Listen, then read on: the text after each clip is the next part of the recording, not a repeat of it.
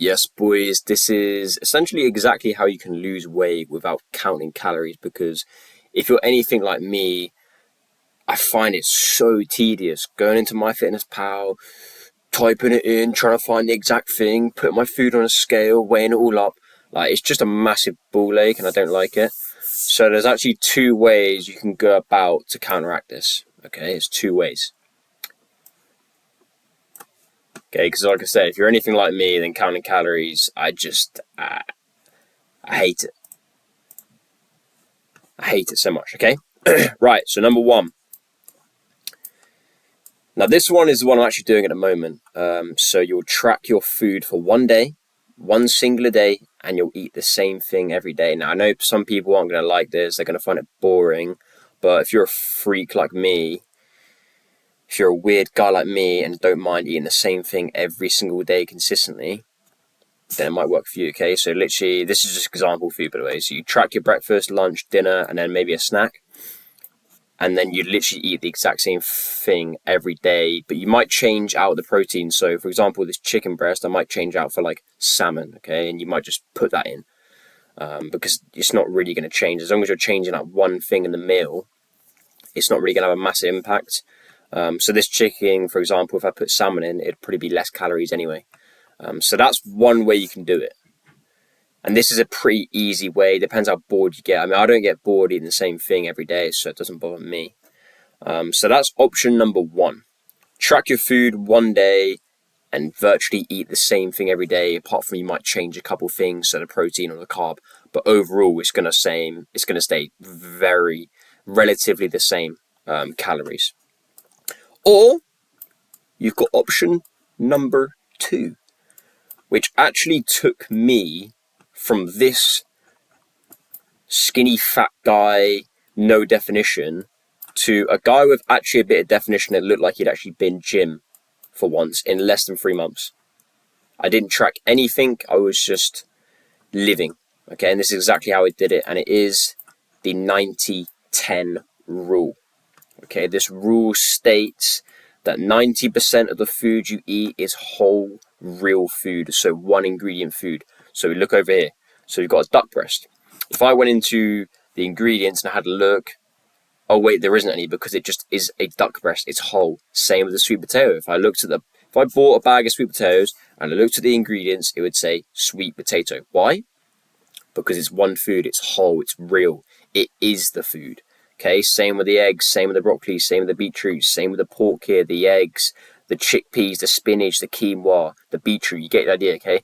So 90% of the food you eat is going to be whole, real food. Food that is one ingredient. The other 10 is where you can be a little bit more lenient. Now, I don't mean you're going out and eating Mackies. You're going out and eating Five Guy burgers. Okay, you still need to have some control, but there's a little bit more lenience, okay? So I put medjool dates here. Yes, they're one ingredient food, but medjool dates and peanut butter is my kryptonite. Like, you give me one medjool date, I'll end up eating the whole box. Simple as that, okay? So if you can have 90% of your foods real, whole foods, and then that other 10%, you might go out for a little bit of food, you might have a coffee, you might have a little treat on the weekend, okay? That's fine. You're still going to see big impacts, okay? As long as you're controlling it. Of course, there's an inverted U curve for everything. So if you're eating good, yeah, you're going to have that benefit at the top. But if you're just overeating, then of course you're going to see the negative side of it as well. There's a reverse U curve or an inverted U curve for everything, okay? The other option here is you can just go 100% of the time real food, which is actually what I do 99% of the time. I combine these two. So I'll do real food here. So I'll basically do the same thing and it's always 100% real food. And that is literally the way to do it. Okay, so you've got your 90% real food and then you've got 10%. Because if you're eating proper without process, it's quite hard to overeat. Unless you're eating quite a lot of eggs and meat.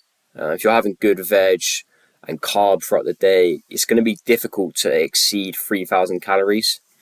And most people's maintenance, especially if you're at a normal BMI or height or weight, it's going to be about 2,600 to 3,000 calories, which is fine. And obviously, if you're working out on top of that, running, gym, swimming, whatever, playing sport, you're going to be burning a lot of calories, which means it's going to be very difficult to actually overeat anyway.